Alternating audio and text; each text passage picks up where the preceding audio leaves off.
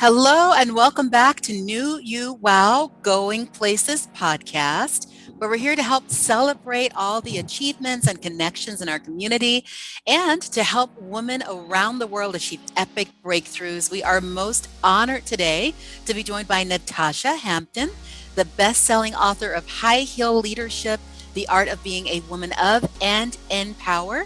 Natasha is the recipient of many distinguished awards. Plus, she's had the distinctive honor of addressing international audiences in China, Dubai, South Africa, and Canada.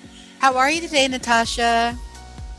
I am well. Thank you so much for having me, but I am doing wonderfully well. Thank you. Oh, fantastic. And just as a little bit of a heads up to our audience, Natasha, with her very, very busy schedule, is on the road today, but again has honored us and graced us with her presence. By means of getting started, we're just going to do a little bit of an icebreaker. And we'd love to know if you could share something interesting about yourself that most people do not know. A little nugget, a hidden gem.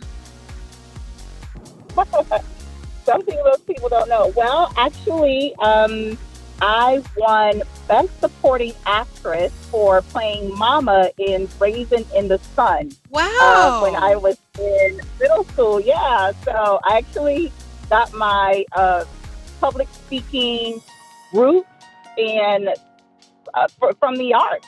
And my seventh grade art teacher just really, she actually walked into my English classroom and she said, she asked every student in the classroom, could you stand up and say, my car is in the garage? And each student stood up and said, my car's in the garage. And I stood up and said, my car's in the garage. And she looked at me and said, what's your elective? And I said, it's typing. And she grabbed my hand and took me out of my English class and walked me to the office and made me drop that elective and picked up theater. Amazing.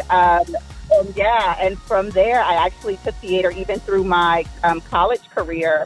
And yeah, it really helped me with my public speaking. But that is maybe a lot of unknown fact is I did win Best Supporting Actress for playing Mama in A Raisin in the Sun. No, that's excellent. And I'm so glad that you shared. Sometimes it's someone else seeing our potential that really pushes us beyond our own barriers. So just imagine how differently things could have gone if that teacher hadn't taken you by the hand and insisted that you go into acting instead. That's wonderful. Wow. Absolutely, absolutely, So absolutely. we're And also, oh, what I was that? no, I actually talk about her. Her name is Miss Pender. Actually, I actually talk about Oh, her in my book because I agree. I think it's so incredibly important to recognize, particularly as leaders or just people. Period. When you see something in someone, help them to cultivate that because you never know what that leads to. And her seeing that in me, because I certainly didn't see it in that in myself, and particularly at that age, she really changed my life. She changed the trajectory of my life. She wow. enhanced my confidence, my self confidence, and allowed me. What she showed me was the power that I had to captivate audiences with my words, just with words. She showed me that, and that has changed my life in an amazing way. Fabulous. And there's always that mentor, that teacher, someone that we know that really helped lift us. And the fact that you never forget their name, that those are the ones that stand Right. out worlds apart. So, have you ever been able to get back in touch with her, like post school? Have you kept touch? Yeah, I have seen her, not as of late, but I have seen her, ran back into her, and amazingly, she remembers me, Aw. and right, and I certainly recognize and remember her. She will forever have a place in my DNA. She really one of those women that uh, helped to mold me into who I am today. Fantastic. Fantastic. And we're curious too, given that that was such a profound element of laying the foundation of where your life would lead. Do you have any other fond childhood memories that you think were pivotal to establishing the trajectory of where you are right now? Is there something else that really stands out from your childhood? Yeah, I grew up with a really big family. I have three brothers, three sisters. I'm in the middle. Both my parents, my mother's devout Jehovah's Witness, and she really laid a spiritual foundation for my family. Nice. My dad, who was the breadwinner, went to work, took care of his family, um, and my mother, who took care of the home. And that example of the family and this partnership, that where I saw what leadership is, and how what my dad wasn't strong in, he recognized that strength in my mother, and that's what she led in. And then what my mother wasn't strong in, my father led in. And then that was the partnership that created. That really laid a foundation for me, even as a leader today. That's how I build teams. I build Excellent. teams based on, who, and I cultivate those strengths in my teams. And so being able to see that, and as I was growing up, and being around, coming up with such a large family also gave me a backbone and strength, because you had to have it with siblings that were constantly picking on you Oh, yeah. and making fun of you. You had to have some tough skin. So that was great, because out here, and this could be a cruel world. And so that upbringing with my siblings, because if you can survive the jokes that your siblings uh, put on you, you could survive anything. So I'm thankful for that as well. Those are the childhood memories that I was always fond of, and that really again helped groom me. And also just a family that was always fond of the arts, always into the arts, always.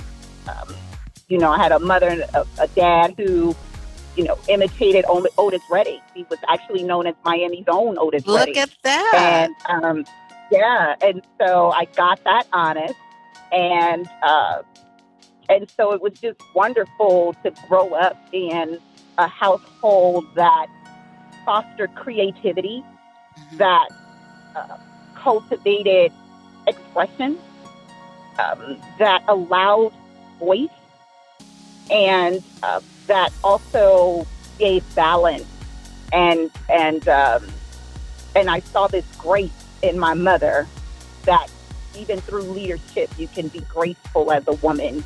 That you didn't have to leadership didn't have to come with a pinstripe suit with pants. You can be a graceful leader, and Beautiful. I saw that in my mother as well. So Oh, that's fantastic. And it's one of those things, a bit cliche, but when they say teamwork makes the dream work, the fact that you could see that mhm. demonstrated in your parents, and that their strengths would play off each other.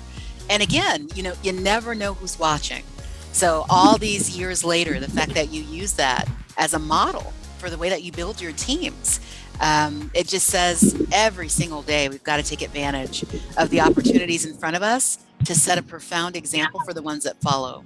So that's great. Do you have any favorite performances from your dad that you remember? Any songs in particular? Oh my gosh, every single one of them. Oh my goodness, every single one of them. I don't think there's any. Well, he, whenever he did, oh my goodness,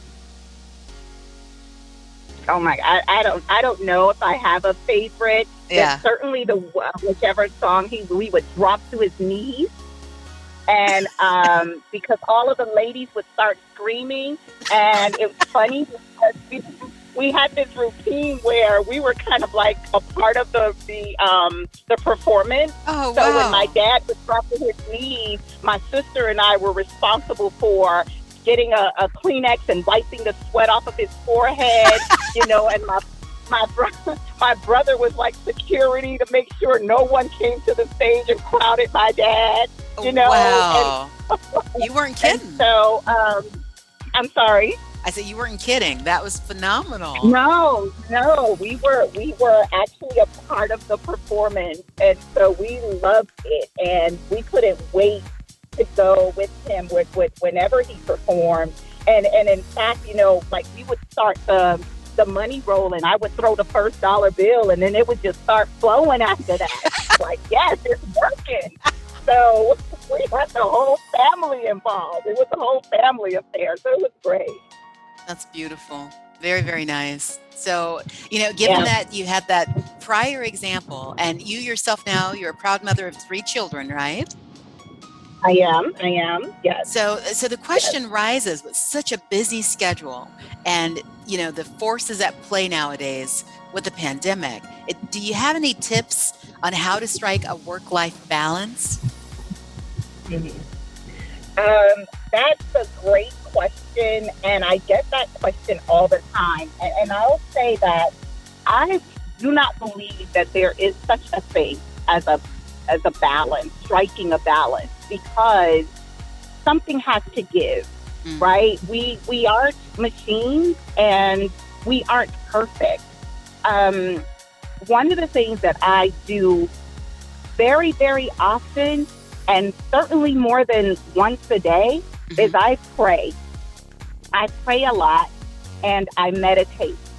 And the that's the balance for me. The balance for me is my spiritual balance. Excellent. So I don't try to balance the work and the life, because something has to give. I speak about that a little bit in one of the chapters in the book, Mhm. High Heel Leadership: The Art of Being a Woman in Power. I speak about ambition without connection, because when I was raising my kids, I raised my kids as a single mom, and Got it. so raising my kids, I was in school full time, I went to work full time, and I taught my children independence. I showed my kids what it was like to have drive, Mm. and really go after what you want. And my children are doing exactly what I showed and taught them. But today, I long for my children to call me and just say, "Hey, mom, what are you doing?" Or to just Aw. lay on my lap and just talk to me.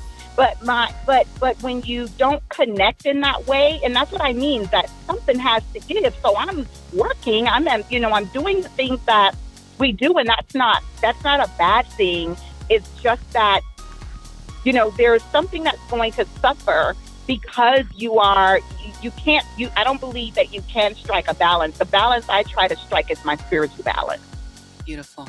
because it allows me to do the time have the time that I can have for both my career and my family, without feeling that I am not doing my best in both areas. My spiritual alignment and my spiritual balance allows me to do that. Does that make sense? Excellent. Absolutely. And, I'm Yeah. just going to reemphasize many times when I ask that question, I do get a similar response that the balance doesn't exist. But I love how you point out this is not something to beat ourselves up over. Because when you Mm-mm. add to the angst and you think that you're failing because you didn't reach an impossible standard, well, now you've taken away from the very energy that you need to get things done. So I love how you Yeah. point out that it's more an approach, and those feelings are so vital. So maintaining that positivity and to know that prayer is an element that can help you regain that peace. And now you free up the energy to go and be there for your children. That's Yeah, profound. definitely. Yeah. And Absolutely. I like how you mentioned too that you'd love for them just to call up, check on you. There's that piece of time. It never flows backwards. It's always going forward. So, as you look back on memories and you hold on to precious thoughts, you realize too, don't waste a moment now. So, for the younger ones out there that are listening, call your mom, call the ones that matter most to you, and let them know how you feel about them, because you don't want to regret the moments that they just go so quickly. So, I love that. Absolutely. Very, very Yeah. solid Yeah. points. Now, I am curious, what specifically led to your decision to pursue a career in municipal government? Was there a certain line of events, or was it something that, you had someone that inspired you? Well, actually, when I started my career in government, municipal government, I needed a job. It was 1997. All right. I was just moved to Broward County. At the time, it was just my oldest son and um, and I needed to work. And actually, it's probably my oldest son and my daughter. And so I was actually sitting in a Red Lobster. I'm Okay. sorry, I'm sorry. I was sitting at home and I saw on the government access channel where there was an administrative clerk one position open for a municipality in Broward County. And I was like, okay, well, let me apply. And I did. And I actually got a beep. Remember beepers? Okay, Yeah. I'm dating myself. No, I'm no. dating myself. But Yeah. I got a beep, Okay. and I went to the payphone that was in the restaurant where I was, and I called, and they were asking me to come in for an interview, and that was the start of my career in public service, and I didn't know that's what I wanted to do, but I just remember feeling really satisfied, and it was gratifying to see lives that were changed with just the people around me. I had some very dynamic people around me that I saw that was doing some really amazing things Nice. in municipal government. And come to find out, um, come to find out, my dad, was a career public servant, for 30 years for Miami-Dade County, and my grandmother. And, now my sister, so I come from a line of people, family that's public servant. So it was kind of, I think, meant for me to do that. Yeah. But at the time, I just needed employment. Wow. And then it just kind of evolved from there. I knew it was comfortable for me. I knew it's where I wanted to be, and I then started to do the things necessary to advance in this career, like going back to school and really immersing myself in this career. Oh, that's fantastic. And it was such a strong heritage. You had those roots. As you went Yeah. into it, were you aware that you had others in different generations that were also public servants, or did it take on more meaning as you began doing it? No, I didn't really realize it or recognize it Wow, that's initially. amazing. Yeah, I didn't. I didn't even pick that up initially. And it just happened like that. And only after I think maybe year 6 or 7 Hmm. in public service did I say, "Oh wow, wait a minute, my grandmother, my dad, my sister, my brother who was in the military." I'm like, okay, wait a minute, yeah, then no wonder. Hmm. So yeah, that's how it fell into place. But um, serving others, I really consider myself a servant leader, and serving others just really is a passion for me. It brings my heart joy. Beautiful. And I love to how you pointed out it started with just needing a job, but it led to something so much more because you came across your passion. And when you can Yeah. connect the dots and do something that you love and make a living from it, that is rare indeed. So, very nice. Mhm. So, Yeah. curious, since you've had over now 20 years of experience in public administration, you're certainly a leading voice for women's empowerment. So, can you tell us more about your professional journey, specifically like any roadblocks that you encountered that were unexpected, but you clearly overcame? Oh, wow. Yes, there were a number of roadblocks, Mm, and um, there were certainly some that were life changing, at least in terms of my growth. Um, I mean, I have dealt with everything in my career from sexual harassment Mm-hmm. to um, being passed over for um, promotions. Um, to I mean to everything, every spectrum of what you could possibly deal with. I've dealt with that. Mm-hmm. One of the things that I've always maintained, however, is an amazing tribe of mentors, Nice. women and men, that I've been able to call upon and just seek advice from. Um, and I've been very mindful about not uh, create or not calling on mentors that would tell me what I wanted to hear. Brilliant. I, I've always had mentors that have elevated in their career, that I knew had experiences that could really pour into me, Mm-hmm. uh, how I could navigate and get through some of those challenges that I was experiencing. And I that was really how I was able to get through and still get through the challenge, continue to have as a leader in my profession, is I really have a tribe and I call upon my tribe. Beautiful. Yeah. And it's excellent that we appreciate the honesty and that openness, because many times when people achieve high levels and success, it's easy to put forth an image of, I got it on my own, which couldn't be further from the truth.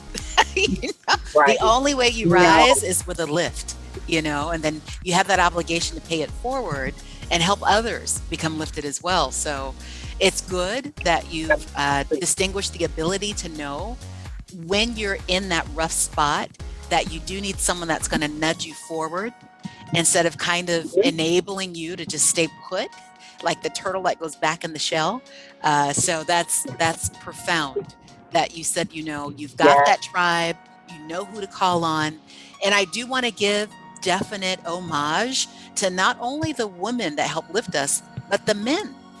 All of us come from a woman. We all have mothers, but the strong men that realize strong women in their worlds are pivotal. You know, kudos to them, because we wouldn't be where we were without all that support. So very nice. Absolutely.